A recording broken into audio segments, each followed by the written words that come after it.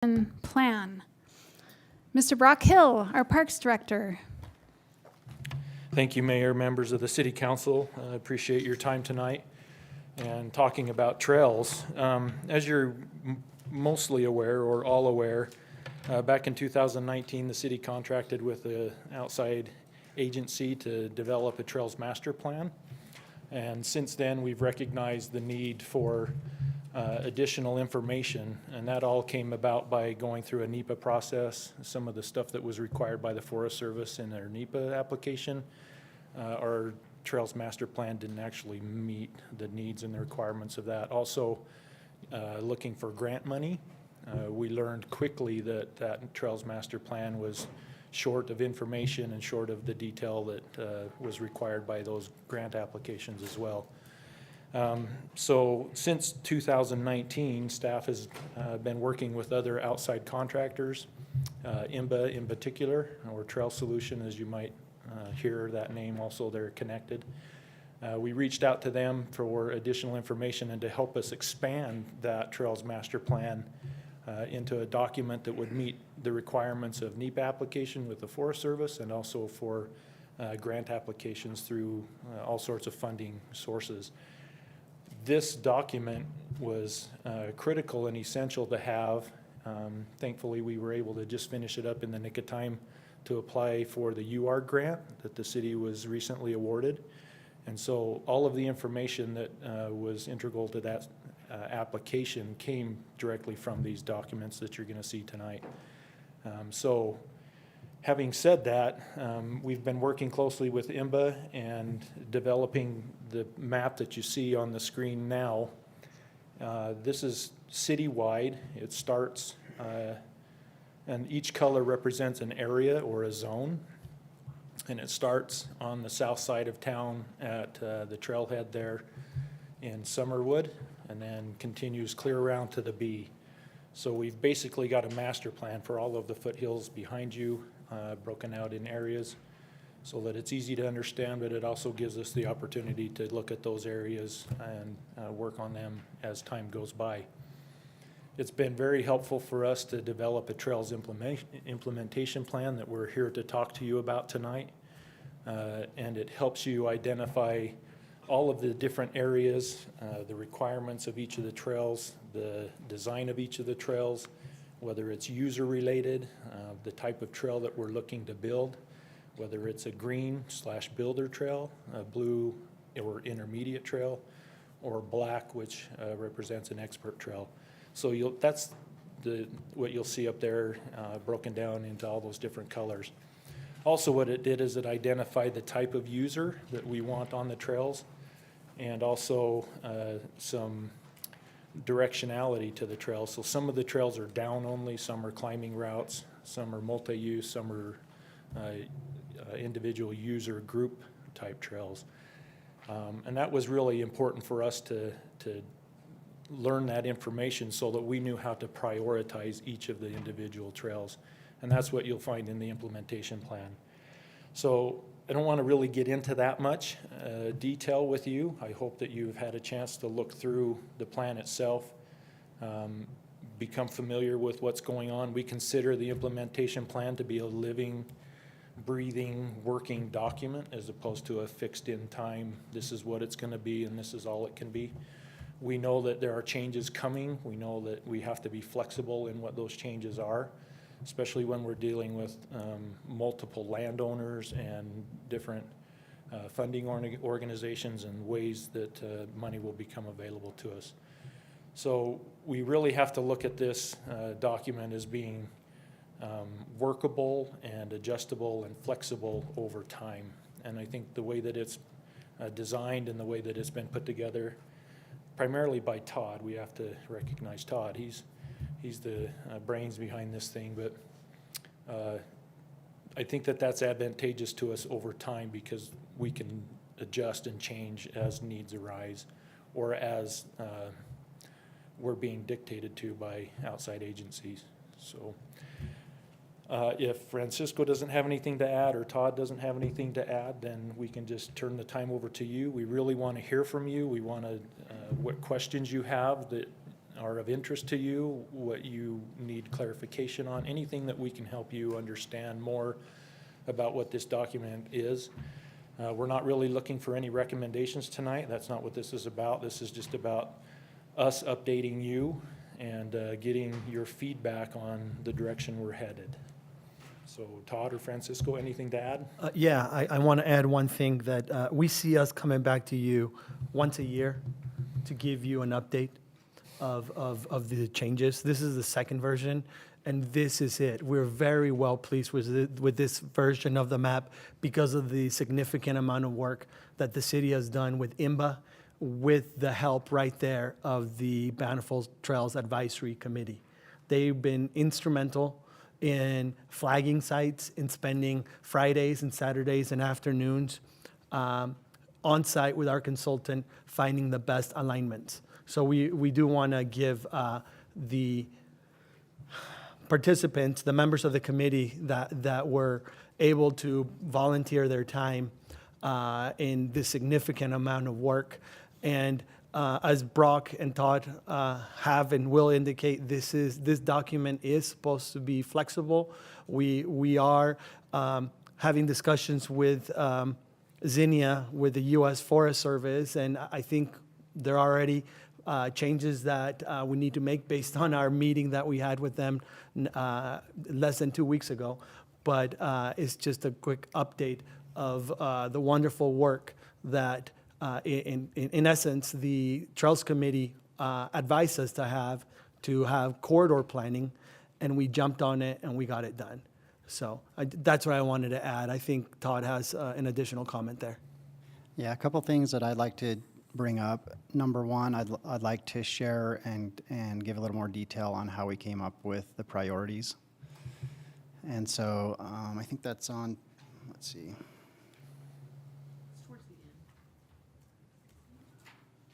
Okay, I think it's 16 for some reason. It's up on the No, screen. okay, actually go up a few pages. Yeah, right there. So when we looked at all of the different trail possibilities that IMBA had identified in all of the lands east of Bountiful, many miles of which were on city-owned property, many miles of which were Forest Service, and then they had property ownership maps when they did their reconnaissance work and came up with this trails network. And so they limited the trails on private property or the property upon which we know that we have less control. So we took all of those trails and that information, and we decided which trails would be the highest priority, and that was based a lot of that was based upon what we had already experienced and talked with with the Trails Committee members and internally as staff, and the work that had already been done for the NEPA application with the Forest Service, and really accomplishing the overall purposes of the Trails Implementation Plan. So one of those being to reduce user conflicts up at Mueller Park and just make the Mueller Park area a better experience for all users. So that's how we came up with those priorities. And so particularly the first, like priorities 1, were those those trail projects that we had a NEPA application in progress, and or they were on city-owned property that we considered to be the highest demand for trails. So those made it to the top of the list, and then from there we kind of looked through other trail projects that would be on city-owned property, and those were kind of the next priorities, especially those that would serve many user types. And then the more difficult or the more difficult to access trails were then kind of placed next in priority below those. So I'm kind of paraphrasing this, but we did also identify an area which is consistent with the previous version of this Trails Implementation Plan and the Trails Master Plan around the B, the north area of the foothills, that we wanted to keep as primarily motorized users and facilitate motorized use. So there was one, I think just one trail that was on city-owned property there for motorized use expansion, and then a few others that are on Forest Service managed property that we identified for also accommodating some additional motorized user trails. And then, of course, there were still additional miles of trail, kind of from north to south, that are on Forest Service managed property that we figure we can submit another NEPA application and seek approval for those trails in the not too distant future. So those were kind of a little bit lower on the priority list, like 3 and 4. But and then we had quite a few. Well, we had several trails identified that would need to traverse over private property, which that's a kind of a bigger hurdle for us to overcome, getting approvals and rights of way or property on private property. So those were towards the bottom of the prioritization list. So that's one of the things I wanted to discuss. And then the other thing which I'd like to get some feedback from City Council stems from one of the concerns the Forest Service has, which is the parking issues for the trails use. And they do understand that we have in our immediate plans to build a trailhead in North Canyon. But they also recognize the parking situation on Mueller Park Road and just the general increased use of trails overall, combined with us building more trails. We all see that there will likely be even more users of trails in the Mueller Park area. And the concern is that they will get complaints from the general public that parking is a problem. So I guess the question for the City Council is, knowing that parking could become even more of an issue in the Mueller Park area, if the City Council still would be supportive of continuing to pursue additional trails in the area. Could I ask a question, Todd? Sure. So last fall, when we had the opportunity to ride with Zinnia Wilson, she and I were able to ride together for a section of the trail, and she brought up parking and the blessings that come from having expanded trail use in that regard. And one of the things I had quizzed her about, and I don't know that we've ever resolved it, so I'm curious if you've raised it, is there is a significant amount of parking in Mueller Park Canyon beyond the quote-unquote old pay gate where no one is to accept your fee any longer. There's a lot of unused parking up there, and most people will not use it because they see the signs about the pay to go beyond that gate, and they also see that no one's there. You might be able to buy an annual pass if you can find the right person on the right day, if you're a regular trail user. But that question of there is an opportunity for parking further up Mueller Park Canyon, especially for those that are going to hike or bike the trail, because that parking would turn over faster. And Zinnia had told me she would raise that with the contractor who's won the contract to manage Mueller Park and is supposed to be taking the fees from users. And so that was a long way of saying, did she raise that as a potential option that perhaps we can better, in a symbiotic relationship, encourage people to, especially those that might be on a bike, that makes it easy to ride down from where they park to the start of the trail and clear up that parking that might aggravate neighbors on the street? That has come up in discussion with Forest Service on a couple of different occasions. And they acknowledge there's underutilized parking in Mueller Park because of that very reason. The required $10 for however long it is, just to go and use the parking lot. So we have kind of had some discussion on that, and they don't want to do anything right now while they're under contract with Utah Recreation. That's the feedback we've received to this point. However, they are open to other considerations that could more easily be implemented at the time of renewal of a contract for the camp or the picnic area host services, which I think, isn't that 2025? Yeah.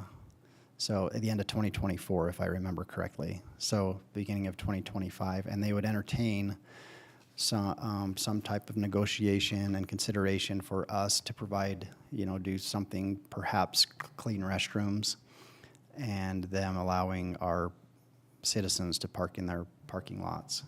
But that is also another part of the question, if the city council would like to pursue those ideas to better utilize the parking that's already in Mueller Park through some type of arrangement with the Forest Service. I guess my 2 cents is, to me, as someone who grew up right below Mueller Park and continues to use that canyon regularly, that is the low-hanging fruit that solves our Mueller Park neighborhood parking program, and to engage in some trade of something we can more easily provide via our Parks Department in exchange for a pressure relief valve on parking seems the easiest path from my perspective. I think conversations with them about that is totally appropriate and good. It's infrastructure that's in place.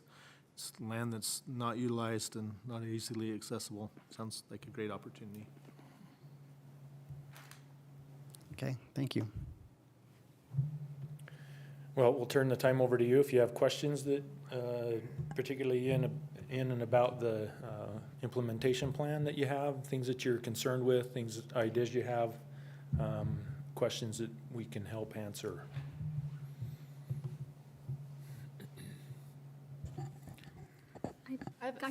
Go ahead. Okay, sorry, I have a quick question, and now I can't actually find where it was.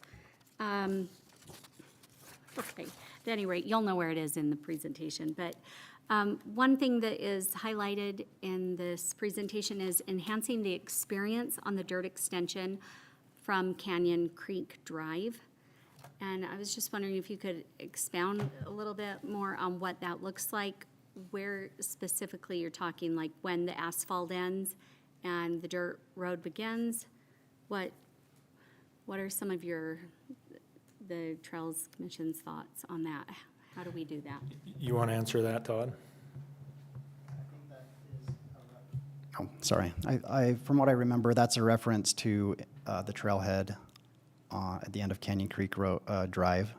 And the part of that came from the original or the previous version of the Trails Implementation Plan, where new trails were planned along that city right-of-way, which have now been built mostly by efforts of the Trails Committee members. So, North Canyon, yes, the North Canyon Trailhead. So the new trails in North Canyon, along with the trailhead there, we want to facilitate more users from that location. And the BST, I think, is at or near that North Canyon trail crossing now. That's correct.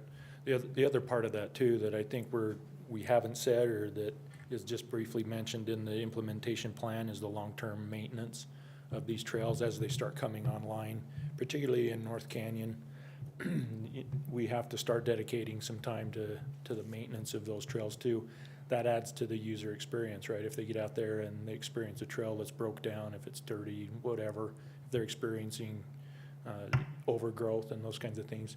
So that adds to that same conversation in user experience and dirt experience, right? That's the term. Okay, so I found it's on page 12. So just to clarify, this is not referencing grading and improving the road between where the asphalt ends and where there's another trailhead up where the single track starts. So, and I don't know, it's about a mile. You guys probably know better than me, but maybe a little over a mile. Yeah, it's about 1.1, and there's been lots of discussions among staff, amongst the Trails Committee, about what to do with that road.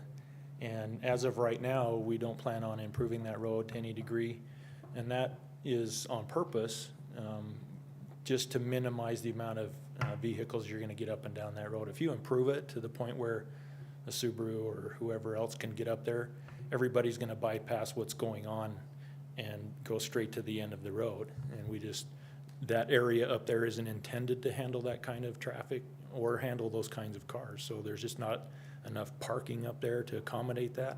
So that's left, it's intentional that we're leaving the road rough, just to discourage a lot of use And So speed, I as, would say. and speed. I'm gonna put in a tiny plug. I understand the rationale, but as a hiker and a non-mountain biker, seems like the trail improvements that have happened there are primarily for mountain bike use. They are intended for that. They've been built primarily for that type of utilization. And as a hiker and seeing a lot of hikers on that trail, often it is so impassable that it is almost impossible to navigate that road as a hiker without going fully in a giant puddle of water, practically up to your knees. So I think there is, a case to be made for people who are wanting to utilize that North Canyon area, that North Canyon access point to Rudy's Flats and all of that wonderful trail space. It's not as utilizable for hikers, leaving it as is. Okay. Any other questions? I have a question. This is awesome, first of all, and I'm super excited about this. And I apologize if this was already addressed in the first 5 minutes of the meeting, and please excuse my tardiness. I love a good timeline and a priorities list, so this is fantastic. Thanks. I'm curious, for my own brain and how I'm thinking of this moving forward on page 16, how everything is laid out. When we go into 2023 and 2024, I'm just curious to know kind of what is our big picture thought process on how we're going to move projects up and down the list. Is it going to be, and this may not be a question that can be answered simply, and for my own peace of mind, and so I can think of this when I'm talking to residents. Are we thinking it's going to be what's in most disrepair, or whenever we have that cash, or is it simply going to be as they're listed? Or is there some other, how are we going to move priorities up and down the list? I guess that's a simple way to ask it. Yeah, gotcha. We do consider this a working document. We know that there's lots of parties involved, the city council, staff, Trails Committee, U.S. Forest Service, other landowners, grants, funding. All of those things are gonna come into play as we move through the implementation plan. So you're right, trails and trailheads and bridges are all gonna move up and down in that priority list. It's gonna be, so the next 3 years, we're pretty well tied down with the funding that we have available because it has to be spent. So we know that we've got lots to do in the next 2.5 to 3 years to get that money spent. It's a requirement of the bond proceeds. It's a requirement of our grant from UORG. So we'll be looking at each individual trail to make sure that if we can't build one, we're gonna find one that we can build, and it'll move up in that priority list so that we can best utilize those funds that we have available to us now.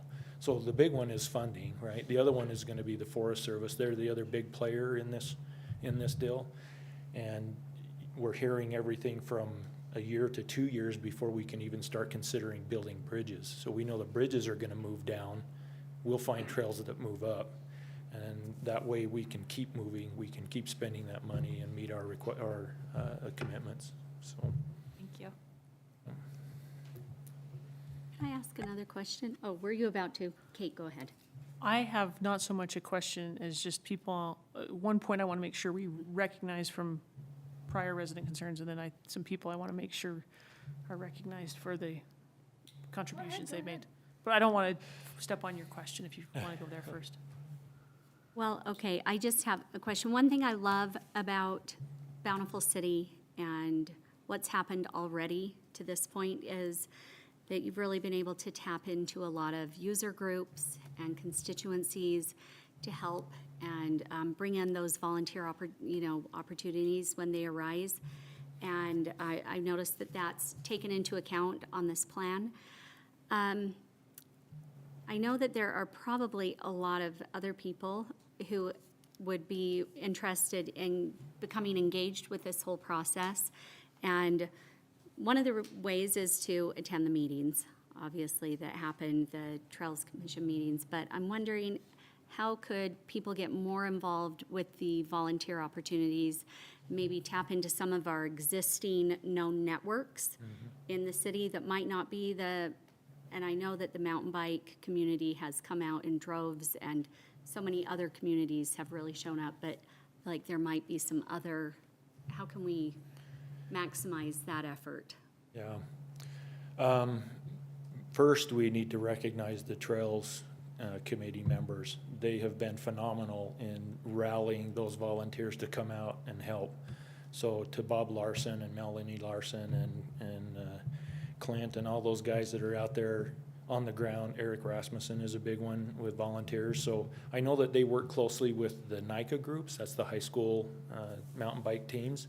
I know that they're involving their families and their parents, so that piece is already in place. Melanie might be a better answer for that, but I know she's reaching out through the bike shops. I know that she talks to those folks. I know that she's on social media a lot and reaching out that way as well. So every time that there's a volunteer opportunity, a Trails Build Day, National Trails Day, she was implementing a project just below the B where we had a big washout. So I know that her efforts, that's her responsibilities on the committee. I know that she's really active in that and probably could answer that question better than I can. But I know that through our website, the city's website, through the Trails Committee and through social media, that we're pretty active there already. And I think just getting the kids from the NICA teams involved is gonna help a lot because there's so many. I was just in the Trails Forum down in Cedar City, and there's over 7,000 kids in the state of Utah that are in that NICA program. So, I mean, you think about that in terms of volunteers, and they're all required to give so many hours per year, and dragging their family and their parents and whoever else along with that is a great resource. So I think we plan on using them as well. I'm just wondering if we could even kind of do a kind of weave in with the National Day of Service that happens in the fall. Sure. You know, if we were to plan ahead for some opportunities that could, that would dovetail with that. So many people are thinking service and looking for volunteer opportunities on that National Day of Service. Yeah, that'll really ramp up when we start into the maintenance side of this, right? Really, we don't have much out there. North Canyon's a big one, Mueller's is a big one, obviously. So when we start doing long-term maintenance on all these trails as they come online, we're gonna have to reach out to that group, and we'll find ways. We're committed to it, so. So there's a few people, I've spent quite a bit of time assigned myself to help where I could in this effort because I'm passionate about it. But I just feel like there's some people that really deserve shout outs. You know, first would be our staff. Todd has been co-opted into this from his other responsibilities. He's spent tons of outside office hours on this effort. And so I just wanted to make sure that I know the council is well aware, but anyone listening, the tremendous amount of time he's put in. Brock has put in tons of time, hiking areas, troubleshooting areas. coordinating on the volunteer projects that have happened, on his off days, as well. This is on his own time often. We owe him an outfit to replace the one that, when the tree shredder overheated, the chipper, yeah. And got fluid all over him. Francisco has put in tons of time. We have two former chairs of or not former, we have one current Trails Committee chairman here with us in Bob Larson, who has just tons of his own volunteer time. Our colleague Jesse Bell was the chairman beforehand. They're just like, when Francisco sent us this map, I really was just, so it represents years of tons of volunteer effort and off-hour time to get us to this point, and I just didn't want that to go unemphasized, that it was just so many people slogging through things with the Forest Service that might be hard, but saying, can we continue to talk about this, and just inching this plan forward again and again. The other thing I wanted to point out is I know that there have been elements of the plan that have excited tons of the community. There have been some minor elements of it that have not excited certain neighborhoods within the community. And I just wanted, for those that are in that camp, that are looking at this plan, noted throughout on some of those trails that are a little bit harder for some neighborhoods, is that they're not prioritized in initial funding. That continues to be something that is recognized by the staff, by the council, and that as I was reading through it, I noted on several different pages where it is specifically noted in the implementation plan that while it continues to exist in a master plan format, it is not prioritized with bond funds, and therefore doesn't have a priority number at this point. And so wanted to make sure that was a faith we were keeping with those, that was an important point too. That's all. Thank you. Thank you. Yes, we are so grateful. Brock, Todd, Francisco, AKA Brodisco. What a lucky city we are to have a team like you, and Bob and Melanie and so many, just tons of hours. So thank you. And if it's not defined, you can't do it. And so this plan really does that for us. So I think all of us are just grateful for your efforts. And are there any other questions? I have a couple comments. Okay, please, Jesse. I am just so excited. I want to echo what Kate said, is there has been so much gone into this. The NEPA, or the environmental process, is not insignificant, and to have that completed and mostly completed is a major accomplishment. And I also want to throw Gary in there as a thank you to Gary for his support of the staff time and his vision 8 years ago to want to create a Trails Committee and get the communication happening. As we all experienced through COVID, everybody wanted to flock to our recreation facilities, and our mountains was not immune to that. And our crowds have only grown, and they'll continue to grow, I believe. And that this is a wonderful way and a very economical way for us to get people outside as neighbors, as friends, together. I think it'll help increase the health of our community physically and mentally, emotionally, and also economically. What we're seeing here on this map is very notable. It's not, with all the trail systems in Utah that are wonderful, this will be right up there with them. And this is a wonderful, wonderful day that will impact generations of people to be able to go up on our mountain in a natural setting right here in our urban core. Our cities are growing, our houses, our communities are getting denser and denser, and they will, and that's normal, and that's part of community growth. But when we can weave in and make our natural systems part of that, I think is a win-win. And so this is really super exciting. And I also want to, it's been mentioned, but the $500,000 grant that we were able to win, is a major deal. I mean, that's a lot of staff time, but a lot of volunteers have made that possible. And I just want to highlight all of those things because this is a wonderful day and Bountiful. And as we see these things get built and very, very soon, I guess you ask about questions. The only question I have is how are we going to be able to make this happen? This is not a small undertaking, and as we know, Bountiful runs thin and lean, and we don't have extra staff time, and that's probably my only concern is wanting to support you as the staff in making this happen as we start building and bidding and overseeing this. That's not going to be insignificant, and I, for one, want to support you with what you need, and as you identify those needs, I hope that the staff will feel comfortable coming back to us and asking for sharing with us what you need, because that's probably my biggest concern is that's a lot of miles of trails to happen in 3 years. And I love it, and it's wonderful, and it's a great challenge to have, but we just need to make that happen. So thank you. One last thing, if we could highlight it. Gary, would you give us a report on the bond rating that the city received on the general obligation bond that voters passed concerning this effort as well as Washington Park? Yeah, happily. So before you issue bonds, you have to get a rating that explains the creditworthiness of your organization so that investors have an idea of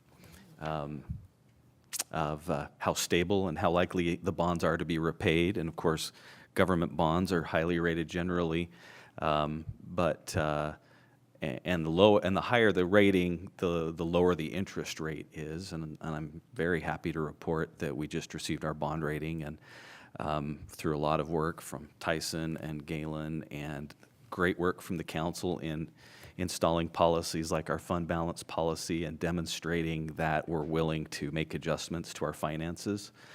We received a AA plus, or from Moody's a AA1 bond rating. That's the second highest bond rating you can receive. AAA is the only higher bond rating, and just by way of comparison, there are only 16 states in the country that have a AAA bond rating. When I was in Park City, we couldn't get higher than a AA minus bond rating, which is 2 steps lower. And it involves a lot of things, but they were most impressed by our fund balances and our reserve policies and our fiscal planning. And so just thank you to the council for implementing some of those policies and being willing to do some of the hard things along the way to make sure that we have the fund balances we need. It's great news. It'll do nothing but save us money. So. And when you say us, you mean the taxpayers of Bountiful? Yes. Absolutely. So I just wanted to make sure that that was brought up, and that thanks doesn't just go to the folks that have put in countless hours, often their own hours, to generate the plan, but also to staff members and council who have made wise financial decisions that help keep costs low for our residents every day. And this is one of those times. So thanks. Good. Any other questions? Mayor, if I may, I have one last question. As we look over these priority 1A projects for 2022, there are 8 of them.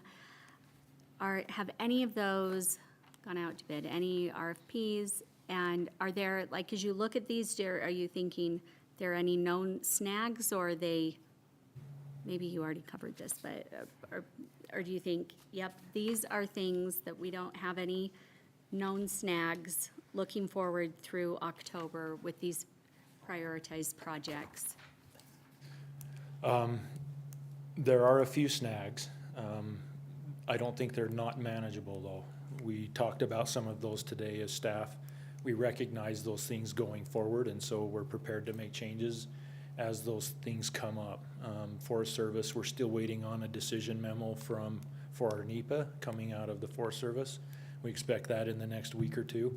That will dictate to us a lot of what 1A is gonna get built and what's gonna have to wait, particularly if it involves a bridge. They're not fond of dead-end trails, so if we can't have if we know a trail's gonna go to a bridge and we can't have a bridge, we know that that trail's not gonna be able to be built. So we're gonna have to be flexible in what that document says once we receive it from the Forest Service. So we already know that's coming.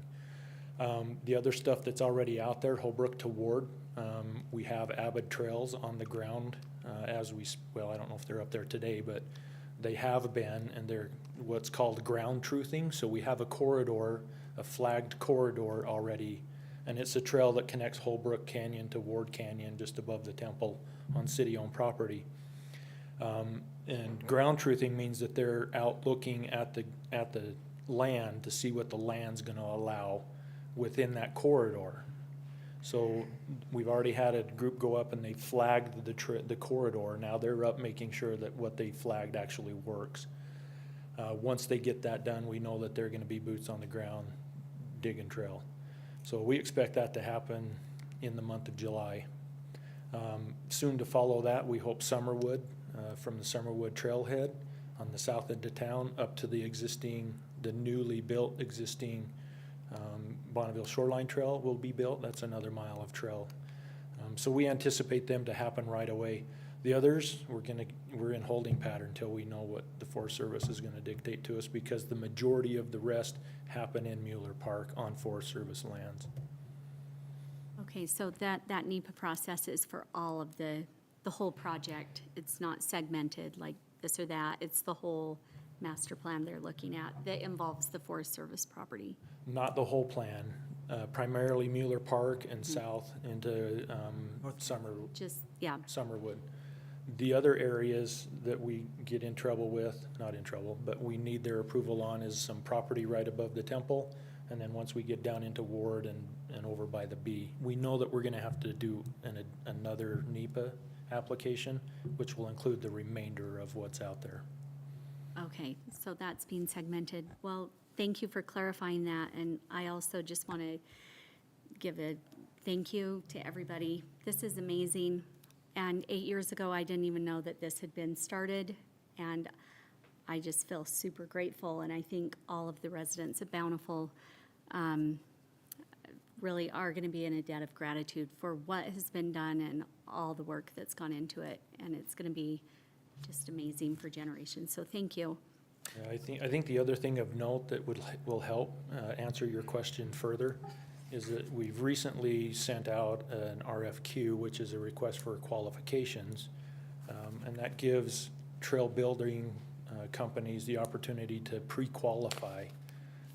So we already have those applications on, in-house.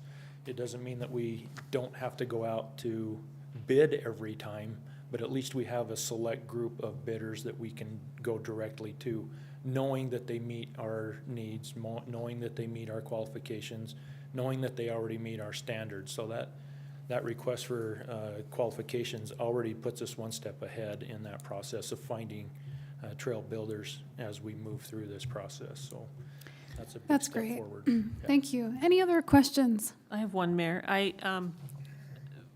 We've traditionally had the Trails Master Plan. It's been housed under Francisco's department's drop-down section of the website. It's a little bit not intuitive to find if you're somebody who's interested in trails and you've scrolled through like how to get a building permit and everything. Sorry, Francisco. I think we ought to add this document. I think this map is really exciting and really cool, since you can, on a website, zoom into it and see the detail instead of how it is printed on one page where you can't see the detail. So where might we direct residents to find this? And then my other question is, does it still make sense for it to exist under planning, or should it start to migrate its way to parks as the more intuitive place when I invariably direct residents on where to find it? We want to create a Brodisco page. No, we should create its own trails under the departments, and we could do that in a week or less. So we appreciate A good the comment. suggestion. We can work on that. Good. Thank you. Any other thoughts about the trail implementation plan? Thank you so much. Thank you to everyone who's worked on this. Thank you. Thank you. We will now move to the landscape ordinance discussion, and we don't have long, but let's just see where we can get in this discussion before we need to break for our regular council meeting. So we'll turn the time over to you, Mr. Astorga. We can do that, and I'm also okay to do it at the end of the meeting. I'm looking at Gary. I could do it now. Let's do it right now. Let's start and see how far we can get into it. Yeah, I do want to go over the staff report. Thank you, Mayor and City Council, for the time. This is a follow-up discussion from April 12th, 2022. As Weber Basin Conservancy District, Weber Basin is offering $1.25 for residents in their service area, their major service area, to flip the strip. We don't have any issues with our current zero-scape ordinance. And I outlined that on page 23 of your staff reports. The big issue is the ask that Weber Basin requests. Our ordinance has already been set up to flip the strip without the incentive, and that started back in 2007. The major issue that we need to recognize is that Weber Basin wants us to change our code in order for us to be eligible for the program, that we have to now regulate the amount of square footage in terms of grass, turf area in the backyard. This does apply for new developments and what they're calling rehabilitated areas. So when you're redoing your landscaping, or if you're doing an addition in your house, that would obviously, it's usually an expansion, it's usually an addition, and we would have a new level of regulations that we've never exercised in the past. Currently, in a single-family residential area, it requires a minimum of 40% of that area to be landscaped. Landscape could qualify as having grass, or it could be zero-scape. And I did put that definition on here. There was an issue with the packet where the very recommendation, that the very last page didn't make it in. I just barely realized that. And the direction that we're asking you tonight, this isn't we're not changing the code tonight. Obviously, we have to go through the Planning Commission first. We have to properly notice of a public hearing, all those legal requirements. But we were asking one question: should the city amend the city code restricting all new and rehabilitated landscaping for all developments? The options that didn't make it in the packet, I'm going to read them real quick, it's not much, is option number 1, direct staff in the Planning Commission to amend the code to be aligned with Weber Basin District's policy, which limits turf grass. 2, direct staff in the Planning Commission to review the landscaping ordinance and recommend changes that may or may not mirror Weber Basin's policy. And the third option is don't do anything at all. We do recognize in the impact section is that changing or aligning our policy with the district does have a burden. The first burden is on staff regarding code enforcement. Again, we've never done this before. We've never said this is the maximum amount of grass you could have on your commercial or residential lot. And it would also include someone calling in and saying, hey, my neighbor doesn't meet this code. And then obviously, we're as you know, we're more but complaint oriented. We would then be forced to enforce that applicable restriction. And the second component is a little bit of a back and forth with that applicant that is doing that addition. More so for additions, as we would create a significant number of legal non-conforming lots. What usually the public knows as grandfathered, as they would have to come back. It's always their burden to prove that they were existing and legally conforming prior to when we change the code, which might be a little bit challenging since we don't require a specific application that gets filed at the city every time you landscape your lot. So it would add more burden to staff. We're here to ask for direction. Everything else is outlined in the staff report, specifically on page 23, the middle of the section. This was literally the summary that Weber Basin provided to me. This is not my summary, this was their summary, which came along with a sample ordinance. They are treating it as a starting point. They have been vocal about that. If, for example, they said if our magic number is not 20% for commercial development, say if it's 22%, they're willing to live with that. It's not an exact standard that they want to imply on us, but it's these principles that they would like to have. And that's part of the misconception, is that it's not that the city, that we don't want people to be eligible, it's just that we do recognize that it creates a burden on staff, on code enforcement, in identifying which properties are legal nonconforming, which would then limit what they can and cannot do. That's my quick 5.5-minute presentation. I'll be more than happy to answer any specific questions, but that's the direction that we're looking for. Should we amend the code? Should we start the process or to be aligned with Weber Basin? Should we not do anything at all? Or should we, is it time to go back and take a look at our landscaping requirements? With that said, I'll be more than happy to answer any other questions that you might have for us. What questions do you have?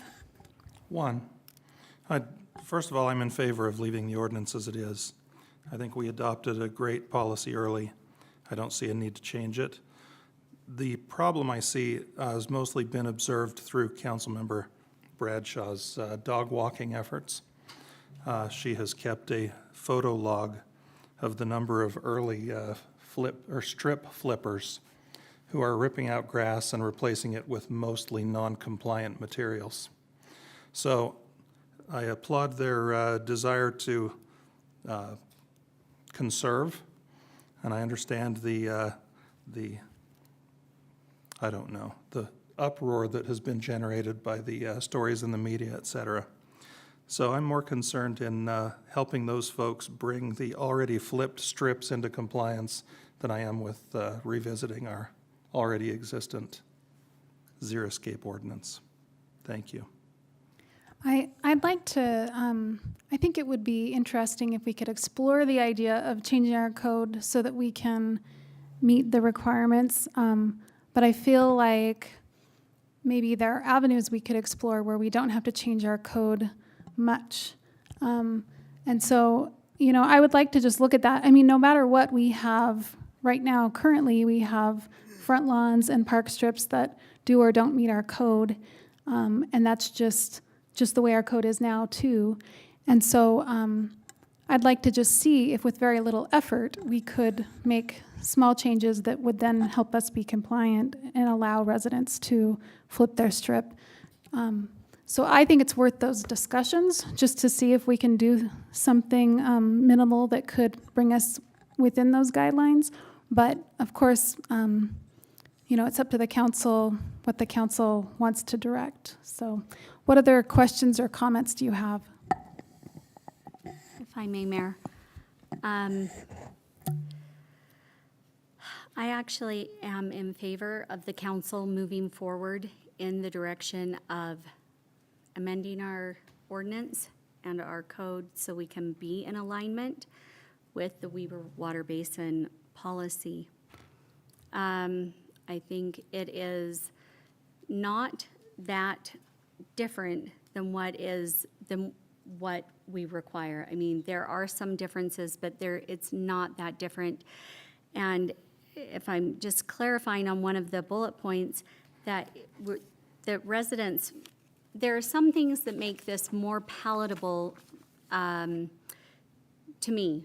One is that there's grandfathering of all existing properties. This is not going to require wholesale changing of people's landscaping. It's just for new and rehabilitated landscaping. And the rehabilitation or re-landscaping of a yard is something that would require a permit. It's not that changes grades and changes slopes and those kinds of things. So for most people, this will not affect them unless they choose to opt in, current homeowners, and unless they choose to opt into this opportunity. And it's true that there are a lot of park strips that have turned all rock we see it. You will drive around and they're all rock. And I think that is something that is happening that actually cuts in favor of promoting the Flip the Strip program, because when people are doing this, every dollar counts. And with the Flip the Strip program, they get the rebate for a few $100s that might make it more possible and palatable for them to get some of those desert plants, those drought-tolerant plants, to put in there. I think we already burden ourselves with the requirements that we have. We, by definition, ordinances cause a burden. We have that with our xeriscape ordinance, with our landscaping requirements. This is not something that is going to be wholesale required. I think another thing is in staff's presentation, it says that backyards are encouraged but not required. It's just the front and side yards would have those minimum turf of irrigable space. And I just think this is the way of the future. We know that the state is already also considering implementing another program that will serve as an overlay. And I went and read the, let's see what it was, HB 121. It was passed by the Utah legislature, and they are very much patterning what is happening at the state level with different types of incentives, more incentives actually than the water districts. They're patterning it on the water districts, but also stating that you can get the water district rebate as well as the state rebate. One doesn't preclude another, and that offers more savings to our residents who want to do this. I just think it's not mandated, it's optional.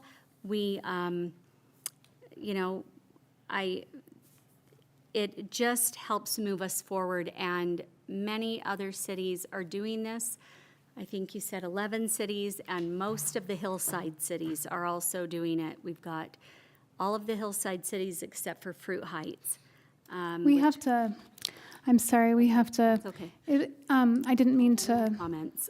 no. If there's any last, I'm sorry to. Can I have 20 seconds? I was just going to ask the council if you want to just continue this conversation. Okay. Yes, let's All right. continue. Do you recommend is there anyone here in the public that's here for this discussion? Okay. I see 4. Is it okay if we continue this right after maybe early in our agenda? Okay. We'll continue this discussion just in a few minutes after our regular city council meeting, after the first few items. So thank you so much, and we'll just continue this conversation, and we will end this work session and start our regular city council meeting in just a few minutes. Thank you. I'm so sorry.